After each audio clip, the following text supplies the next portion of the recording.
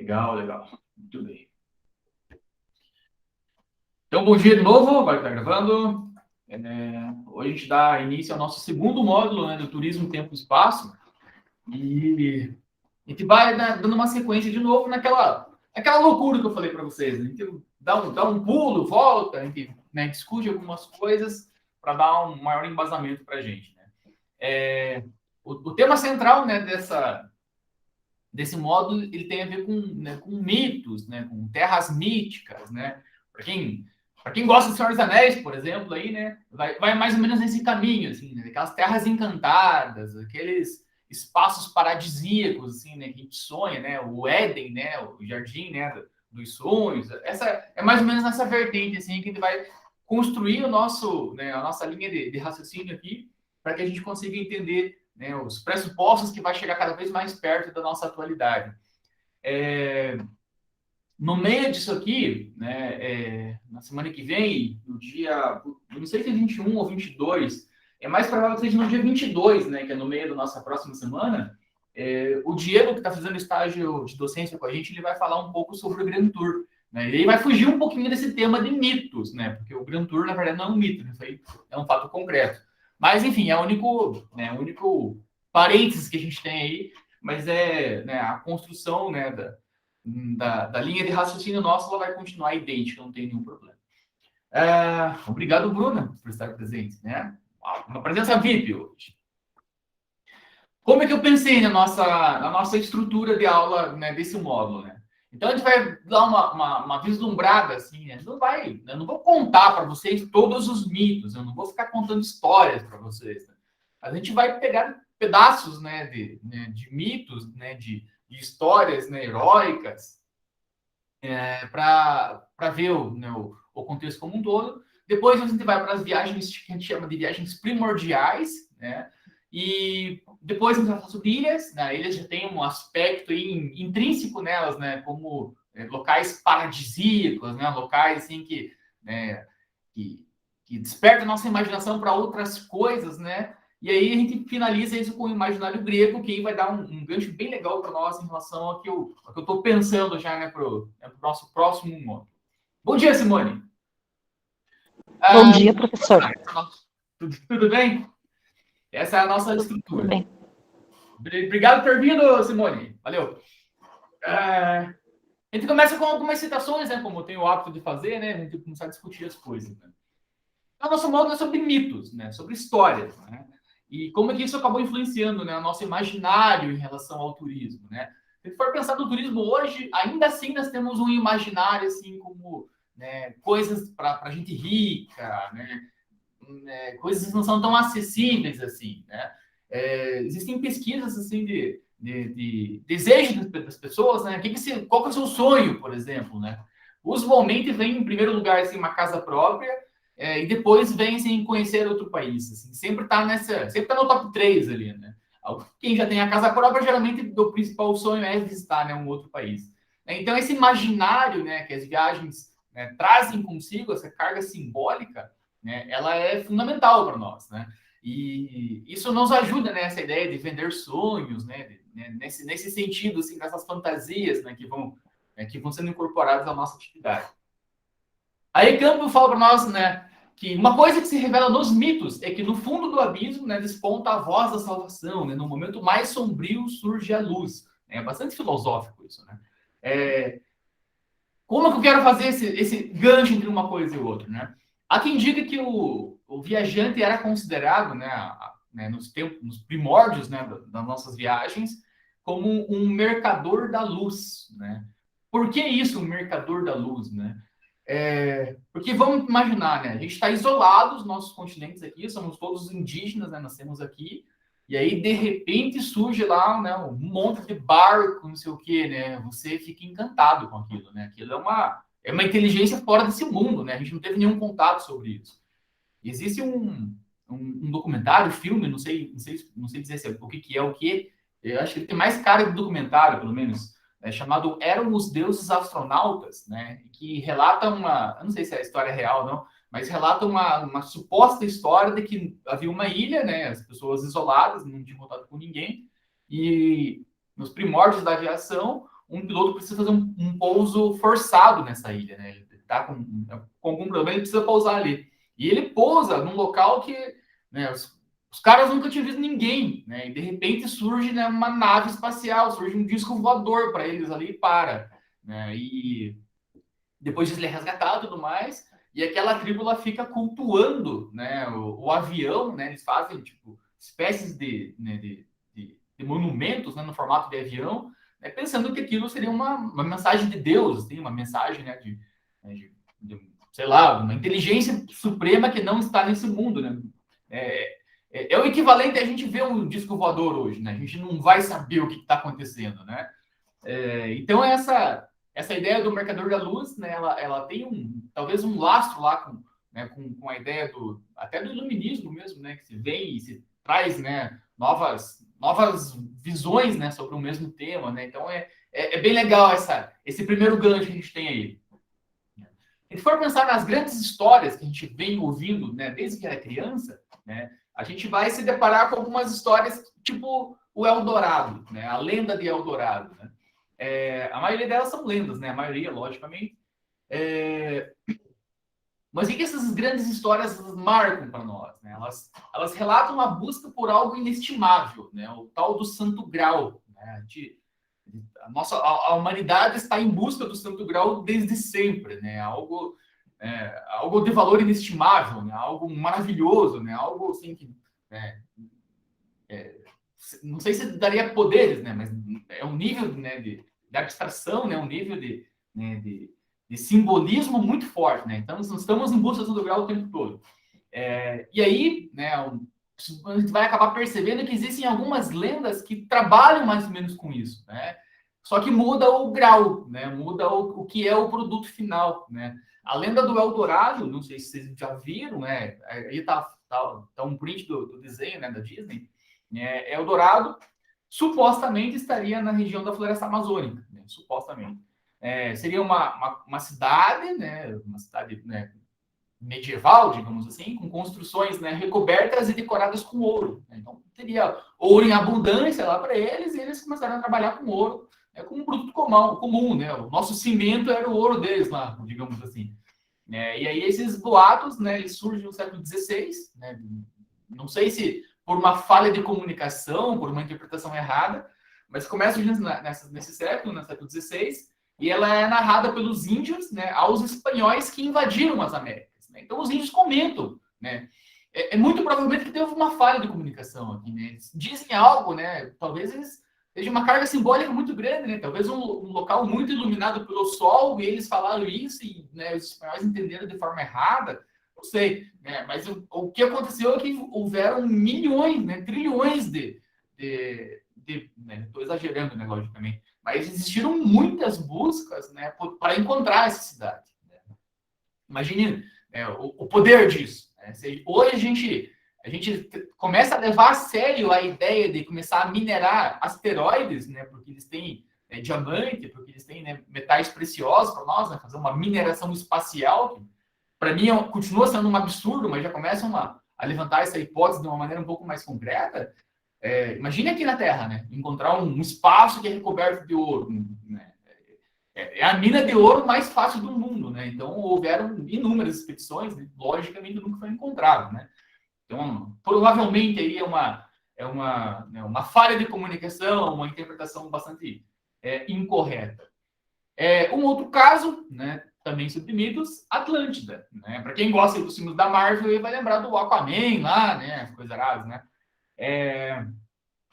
A Atlântida, né, a cidade de Atlântida, é narrada pela primeira vez em Platão. Né? E a gente não sabe exatamente se as escolas, né, filosóficas elas imaginavam um aforismo, né, contar histórias para fazer as pessoas pensarem em algo, né, e até que ponto as coisas que são colocadas ali, né, são reais ou não.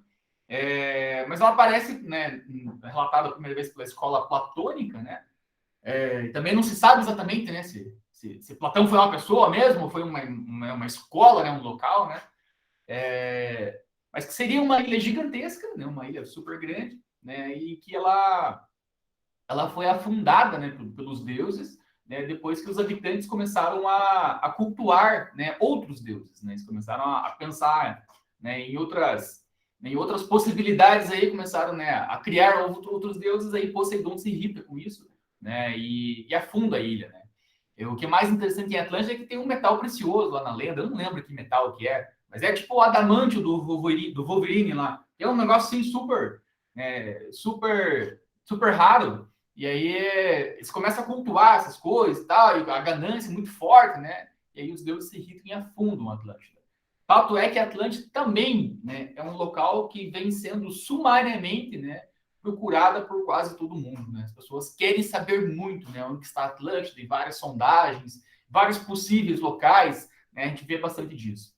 Uma outra lenda aqui, né, a lenda de Oz, né? Então, o que traz para nós a história de Oz, né? Vai um furacão gigantesco e isso vai para um reino mágico, né? E nesse reino mágico você, né, consegue pedir para que, né, o mundo de Oz, né, você consegue pedir lá para um bruxo lá, para um feiticeiro, pedidos, né? E aí o que acontece no final é que a personagem mais humana da história, na verdade, ela só quer voltar para casa, né? Então, essa luz no fim do túnel são nesses sentidos, né? Nesses aforismos, né?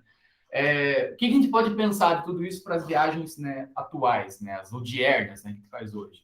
A gente nunca vai para algum lugar, né, pensando que a experiência vai ser ruim, né? Então, a gente vai para, né, outro país, para outra cidade, né, para um evento, né, para um espetáculo, né, querendo encontrar algo, né, em busca da luz, essa luz no fim do túnel, né, algo que vá nos enriquecer, né.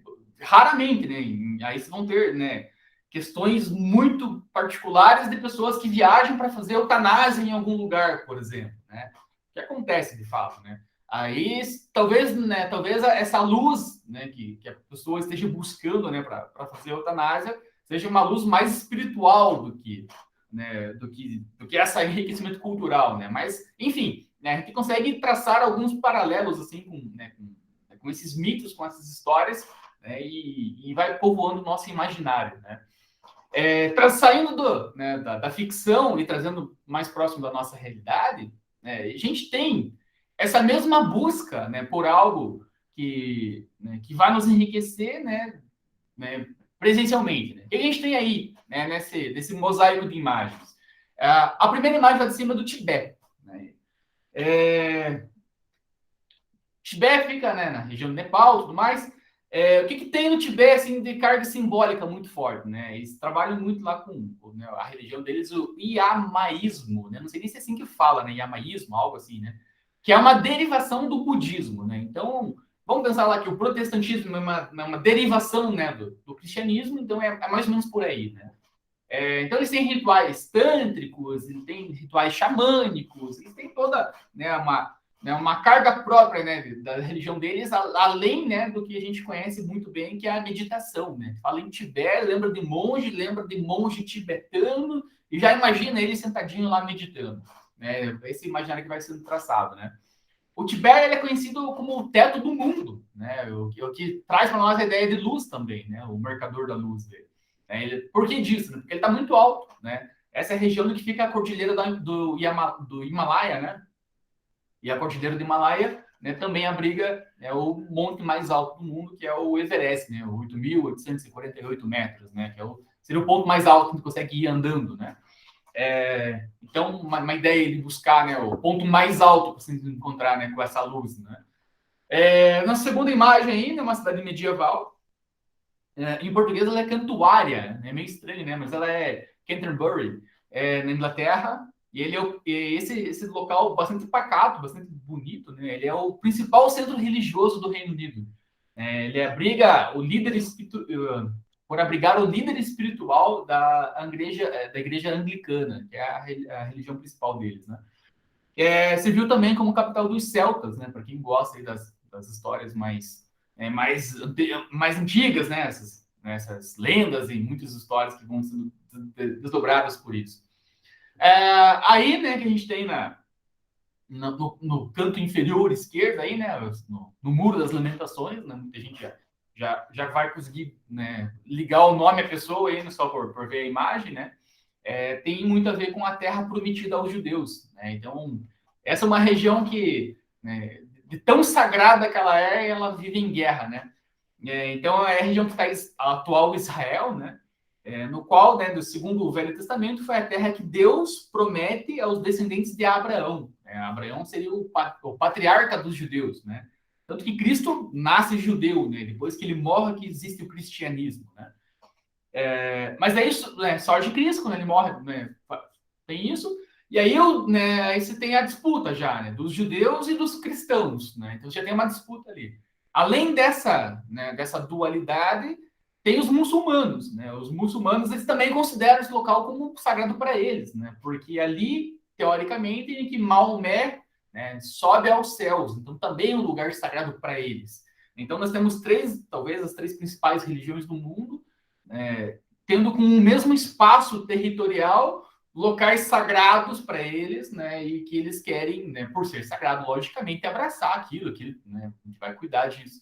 Só que aí tem as intolerâncias religiosas, né, e aí esse é um espaço que né, vive um confronto absurdo, né, e chama muita atenção, né, é uma coisa que é quase que inimaginável para a gente, e eu não consigo imaginar uma solução pacífica para esse local. Tipo, eu acho que vai continuar assim para sempre, esses caras vão continuar se matando lá, né.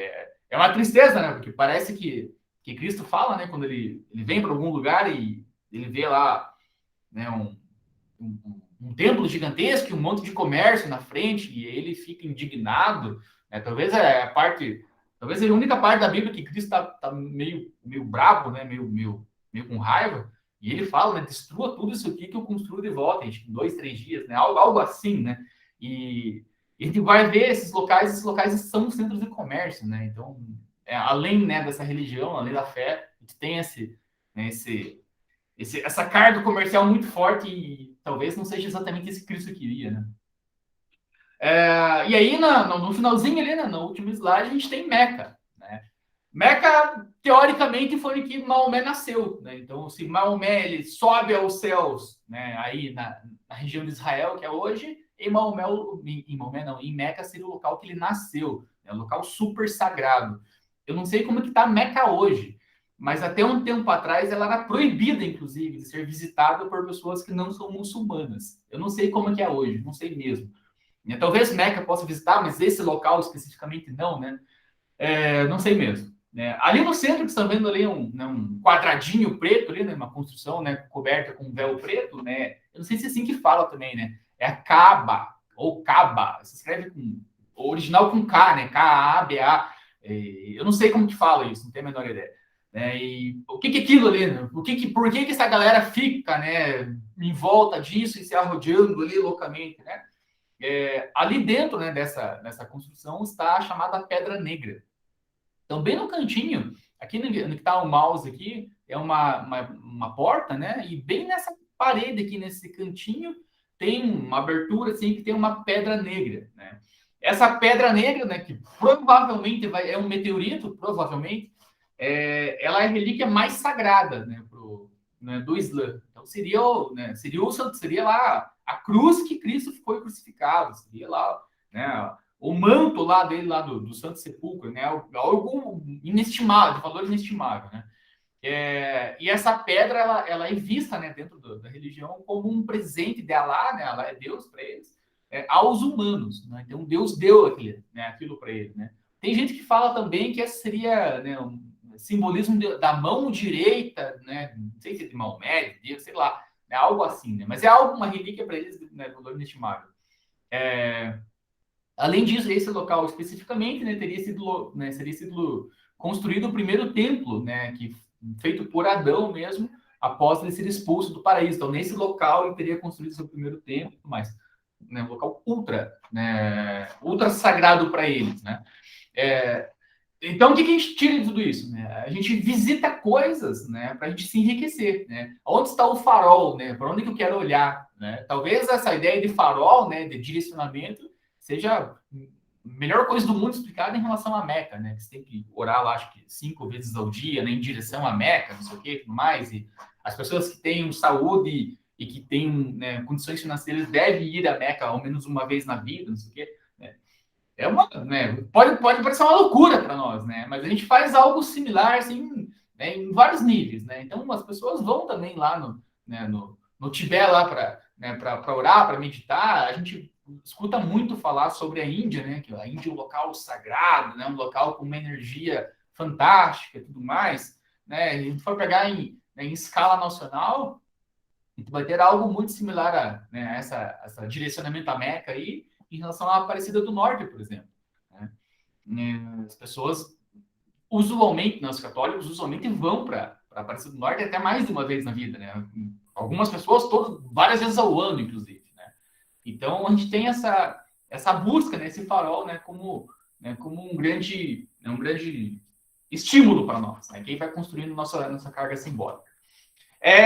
Só que, para ser mais do mito e entrar em partes mais, né, concretas para nós, o meu áudio está com um pouco de barulho às vezes, não sei o que está acontecendo. Eu acho que eu preciso trocar meu computador. Mas daqui a pouco ele para. Nós temos alguns caras que são os desbravadores aí, os caras aí que se aventuraram no começo, né? A gente tem uma diferença bem grande entre o Ocidente e o Oriente. A gente vai começar a abrir isso, né? No Ocidente europeu, né, ao longo das conquistas imperiais, né, começou a reunir muitas coisas, né, muitos documentos, muitas tábuas, né, muitos diários e principalmente relatos de viagens. Né? Então, no mundo sem internet, o que a gente tinha era a transmissão do conhecimento oral. Né? E depois que a gente tem esse conhecimento oral, né, é muito fácil de perder ele. Então, era mais comum ainda de fazer um relato mesmo. Inclusive, eu coloquei lá no Google Classroom para nós lá, o relato, né, da carta de descobrimento, né, do Brasil, né? Uma carta gigantesca e tudo mais. Né? Então, você tem esse primeiro relato, né? É a melhor coisa possível, né? Conseguir contar em relação a um espaço que eu acabei de conhecer. Só que para fazer isso não era tão simples assim, né? Então a gente tinha que se aventurar, a gente tinha que arriscar mesmo a nossa vida, né, para fazer essas coisas, né? Então os que se propuseram, né, a fazer essas viagens, né, logicamente, além de ter uma coragem gigantesca, tinha que ter uma ousadia muito grande. Aí trazendo de novo, né, a discussão bíblica, né, Abraão, né? Abraão, teoricamente, Deus diz para ele que ele tem que ir em direção a Canaã, né? Que seria, de novo, a região ali de Israel hoje. Né? A região de Israel, faixa de Gaza, Cisjordânia, né? E aí ele, né, vai lá e chega e descobre que o espaço, né, tá todo, né, tá todo desvinculado, né, da tradição que ele esperava e tudo mais, mas essa seria a terra prometida dele, né? Moisés, né, liberta o povo de Israel, né, da escravidão do Baixo Egito, e depois ele guia também seu povo, né, durante 40 anos no deserto, né, para chegar até, né, num ponto bem importante que a gente conhece bastante do Moisés, né, que é a abertura do Mar Vermelho, né, que ele ora ali e Deus abre o mar para ele atravessar com o seu povo, né, para chegar também, né, lá na mesma região, né, que é a região de Israel hoje. O que para mim não faz muito sentido essa lenda, né, porque diz que ele sai do Baixo Egito e vai até, né, a Terra Prometida, né? Só que o Baixo Egito ele fica no norte do Egito, né? Ele é o contrário, na verdade, né? O Alto Egito fica para baixo e o Baixo Egito fica para cima.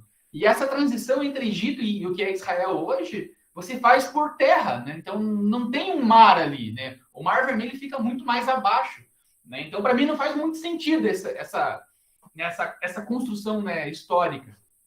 Né? Se vocês forem ver o Google Maps hoje, vocês vão ver que tem o canal de Suez no meio. Mas o canal de Suez ele foi construído em 1859, né? Então Moisés foi bem antes disso. Então para mim não faz sentido. Mas enfim, tá aí a história, né? De novo de uma viagem, de uma desbravar algo aí, né? Depois disso tem o Marco Polo, né? Eu acho engraçado falar Marco Polo, porque eu lembro daquela brincadeira, né? Que se fala Marco, o outro responde Polo, eles vão brincando, né? Ele foi um mercador, né? Foi um comerciante, né? E aí os seus relatos, né, eles começam a contar sobre a China. Isso acaba inspirando, né, entre outras pessoas, o Colombo, né? O Cristóvão Colombo. Colombo foi, né, como a gente já sabe, né, ele foi responsável por liderar a frota, né, que chegou, né, aqui no continente americano, né? E ele, na verdade, não queria achar uma terra nova, né? Ele queria achar uma rota diferente para as Índias, né? Então ele queria achar um outro caminho para chegar até lá. E acabou vindo para cá meio que ao acaso, né? Acabou conhecendo sem querer. O von Humboldt, né? Esse é um cara bastante conhecido da geografia, principalmente. Ele viaja muito pelas Américas, né? Ele produz vários, né, documentos, né, ao longo de toda a sua trajetória acadêmica, digamos assim. ele é considerado o pai da biogeografia, né? Então, a dispersão espacial, né, das espécies, né, por espaços territoriais. E ele foi um dos primeiros que teorizou que a América do Sul e a África elas eram conectadas. Então, ele foi o primeiro que teve essa teoria. Ele começou a analisar, né, a costa sul-americana e a costa africana, e ele viu que as peças meio que se encaixavam ali, né? Ele acaba falando sobre isso, né? Anos mais tarde, né, tempos depois, né, Alfred Wegener, ele faz essa mesma análise, né? Ele está numa biblioteca, ele pega um monte de mapa e vê que as peças começam a se encaixar, e aí ele propõe a teoria da deriva continental, né? O Wegener. Mas o Humboldt é bem importante nessa primeira vez, porque ele, como disse, né, só analisou a costa né, sul-americana com a costa africana. E o Wegener encaixou tudo. Francis Burton tá aí, fez muitas explorações na Ásia e na África, né, e registra uma série de livros também. Né, o Shackleton fez 3 expedições britânicas à Antártida, né, numa época assim que não tinha a menor condição da gente ir para a Antártida. Né? Então, né, um desbravador bem importante para nós. Eles vão ampliando o nosso tempo e nosso espaço em relação ao mundo, né? Conhecendo mais coisas. Né? E aí o Neil Armstrong, né, que saiu, né, literalmente saiu da órbita, né, para desbravar um novo mundo, né, para nós. Né? E o Armstrong é muito importante, né, que depois do Armstrong e do Buzz, né, pisarem na Lua, houveram outras expedições, né, diversas outras expedições para a Lua, né, e a gente não lembra desses outros astronautas, né, a gente lembra, né, do Armstrong e do Buzz, né? E aí depois a gente lembra do Michael Collins, né, que foi junto com eles, mas não desceu na Lua. E depois a gente não lembra nenhum outro, né? Começou a ficar comum, né? Como se ir para a Lua fosse uma coisa fácil, né? E é meio bizarro isso, né? O que acontece? Então essas histórias, né, esses mitos, essas lembranças foram formando nosso patrimônio memorial das viagens, né, da humanidade, né? A gente nunca foi para a Lua. A não ser que a gente fique muito multimilionário, a gente nunca vai sair do planeta. Né? Mas a gente ainda assim tem essa memória, né? Essa conquista, né, de termos para o espaço. Né? Agora está ficando um pouco, digamos que mais comum, né? Que não tem nada de comum, né? As viagens, né, fora de órbita e tudo mais, mas não vai ser para mim, que sou professor, né? Talvez para vocês. Né? Mas por mais que baixe esse preço, nunca vai chegar para mim. Mas a gente tem esse orgulho, né? Esse prazer, né? Esses relatos das pessoas, né? Eu gosto muito dessa história do espaço, tudo mais. E aí quando o Armstrong volta, principalmente, né? Ele faz uma turnê pelo mundo, né? Eles, né? E tem um relato muito interessante, assim, que a gente não sabe se é verdade ou não. Parece que é verdade. Que ele vai até Londres, né? E o rei Philip, né? Que faleceu há pouco tempo.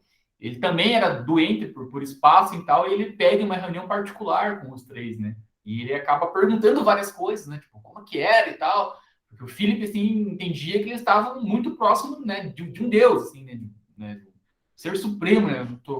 O que o Hawking coloca, né? Eu quero tocar na face de Deus, não quero conhecimento total, né? Conhecimento profundo.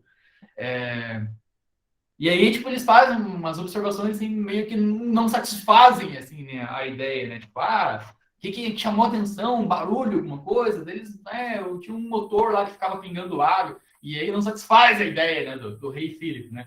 Mas são desbravadores, né? Acima de tudo, pessoas, né, que, de fato, né, colocam suas vidas em risco para né, conseguir algo a mais, conseguir o diferente. Né? Agora, já caminhando para o final dessa primeira parte, né, dos mitos e histórias, a gente tem a visão do Oriente, né? Então, no Oriente encontra-se um repertório cultural prodigioso. A Esfinge, Cleópatra, Troia, Sodoma e Gomorra, Babilônia, entre outros. Né? Cenários que, em alguns casos, apenas nomes meio imaginados e meio conhecidos. Né? Esses locais, eles nos chamam muita atenção, né? Eu sempre digo assim, né? Imagina a gente, né, sem conhecer nada, a gente pega nosso cavalo e sai andando pelo Paraná e damos de cara lá com as cataratas do Iguaçu sem ninguém nunca ter visto aquilo, né? É um troço assim que vai brilhar aos nossos olhos, assim, é algo que a gente não consegue nem imaginar. O mesmo aconteceu quando se começa a invadir, né, o Império Egípcio, né? E se depara com essas coisas, né? Você vê lá uma esfinge, vê lá 3 pirâmides, provavelmente lá com, né, com a parte de cima indo com ouro, aí você descobre um monte de sarcófago com um monte de utensílios, um monte de material, todo adornado, mas é um mundo novo, né? Uma descoberta sensacional, né? Então, esse patrimônio ele vai construindo para nós algumas coisas que vai meio que imaginando algumas coisas, né? A gente vai, né, meio que sabendo que de fato aquilo existiu, né? Por exemplo, o caso de Cleópatra, né? A gente sabe que ela existiu, mas a gente não sabe que ela é retratada como uma deusa, né? Uma mulher sensacional, né? Maravilhosa, né? Encantadora, mas não sabe se de fato ela era assim, né? Tem, né, alguns registros, né, da feição dela que não parece ser tudo isso, né, inclusive, né? Mas a gente tem esse imaginário, né? A gente tem coisas, né, nesse sentido. Troia, que eu falei no nosso primeiro módulo, né? A gente não sabe se de fato aquilo existiu. É muito provavelmente que não, né? Não faz muito sentido que o cavalo de Troia tivesse existido de fato, né? Mas tá lá, né? Meio imaginado, meio conhecido. Recentemente, agora, sei lá, uns 2 meses atrás, eu vi que arqueólogos encontraram, né, vestígios que poderiam, inclusive, ser do cavalo de Troia. Eu acho bastante inimaginável que de fato tenha acontecido o que está na lenda lá, né, retratada na Odisseia de Homero. Eu acho muito difícil. E Sodoma e Gomorra tem de novo, né, uma carga simbólica, né, religiosa muito forte, né, que seriam, né, Sodoma e Gomorra, apesar de parecer 2 locais, é um local só, né, seria uma cidade, né, que tinha muitos pecadores e tudo mais, e Deus, né, destruiria essa cidade por serem pecadores, né, que uma bola de fogo vem do céu e tudo mais, né, e se a gente for, de novo, tentar traçar algum paralelo com a realidade, foi encontrado, né, uma possível queda de um meteoro, de um asteroide, um meteoro, né, na região onde que é indicado mais ou menos como sendo Sodoma e Gomorra, né, e aí essa bola de fogo faria um certo sentido, né, teve um meteoro, né, não conhece aquilo, né, e ele explode, né, e destrói, né, com a cidade, né, e a Babilônia é o atual Iraque hoje, né, pra gente só se localizar, né. 10h38. 10h38, eu acho que... Deixa eu ver quantos slides tem essa segunda parte. Eu acho que a gente para por aqui, Simone, porque a gente vai ter que ficar no meio do caminho aqui, vai ser pior, eu acho, né? Ainda mais que é final de semana, a gente vai acabar perdendo a nossa linha de construção. Então, tá bom, professor. Pode ser? Sim, eu só queria perguntar uma coisa, já que hoje eu consegui entrar aqui no Meet. Professor, Legal. tá terminando o bimestre? Como que tá em relação ao tempo, assim, as disciplinas agora? Tá no final do bimestre? Não, Nota, como que tá isso? A gente não tá bem no final ainda. Eu vou até abrir aqui o nosso calendário. Eu só parar de gravar, Simone. Tá.